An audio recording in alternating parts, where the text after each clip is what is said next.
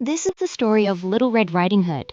Once upon a time, there was a little girl who was loved by her grandmother. Once she gave her a little red hoodie made of red velvet, which suited her so well that she would not wear anything else.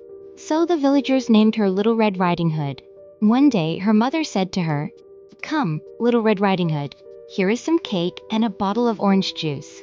Take them to your grandmother. She is ill and weak, and they will do her good. Set out and do not run off the path, or you may fall and break the bottle, and then your grandmother will get nothing. And when you go into her room, don't forget to greet her first. I will take great care," said Little Red Riding Hood. The grandmother lived out in the woods, half a mile from the village, and just as Little Red Riding Hood entered the woods, a wolf met her. Little Red Riding Hood did not know what a wicked creature he was, and was not at all afraid of him. "Good day, Little Red Riding Hood," he said. "Good day to you too, Mr. Wolfie. Where are you going this early, Little Red Riding Hood?" "I am taking this orange juice and cake to my grandmother's cabin down the far end of the woods." The wolf thought to himself, "What a tender young creature. What a nice plump mouthful. She will be better able to eat than the old woman. I must act craftily so as to catch them both." So he walked for a short time by the side of Little Red Riding Hood, and then he said, "See, Little Red Riding Hood, how pretty the flowers are about here. Why do you not look around? I believe, too, that you may like the flowers and the birds singing." Little Red Riding Hood raised her eyes, and when she saw the sunbeams dancing here and there through the trees, and pretty flowers growing everywhere, she thought, "Suppose I take these fresh daisies to Grandma. Wouldn't it make her so happy? It is so early in the day, I am sure I will still get there in good time." And so she ran from the path into the woods to look for flowers.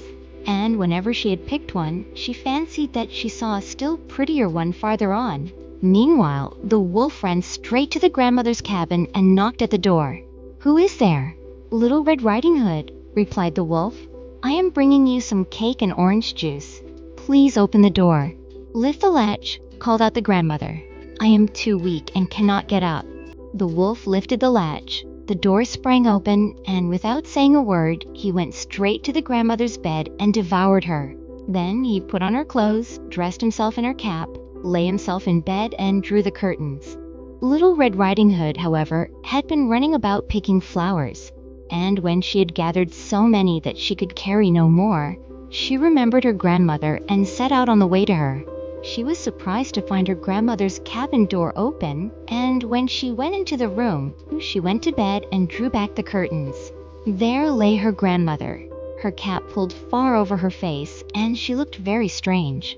"Oh, grandmother," she said, "what big ears you have." "The better I can hear you, my child," she replied. "But, grandmother, what big eyes you have," she said. "The better I can be able to see you, my dear." "But, grandmother, what large hands you have. The better to hug you with." "Oh, but, grandmother, what a terrible big mouth you have. The better to eat you with." And no sooner had the wolf said this than he jumped out of bed and swallowed up Little Red Riding Hood. After being full, the wolf lay down again in the bed, fell asleep, and began to snore very loudly. A hunter was passing the house and thought to himself, "How is the old woman snoring so loudly? I must see if she is feeling better." So he went into the room, and when he came to the bed, he saw that the wolf was lying in it. "I have finally found you here, you cunning wolf," he said. "I have long sought for you." Then he took his knife and carefully began to cut open the stomach of the sleeping wolf. When he had made 2 snips, he saw the Little Red Riding Hood shining and grandmother come out alive and grateful, but could hardly breathe. Little Red Riding Hood decided to quickly fetch big stones and fill the wolf's belly. And when he woke, he wanted to run away, but the stones were so heavy that he collapsed at once, falling down and dying. Then all were happy. The hunter drew off the wolf's skin and went home with it. The grandmother ate the cake and drank the orange juice which Little Red Riding Hood had brought, and felt better. Little Red Riding Hood thought to herself, "As long as I live, I will never ever leave the path when my mother sends me out." The end. Like and subscribe for more.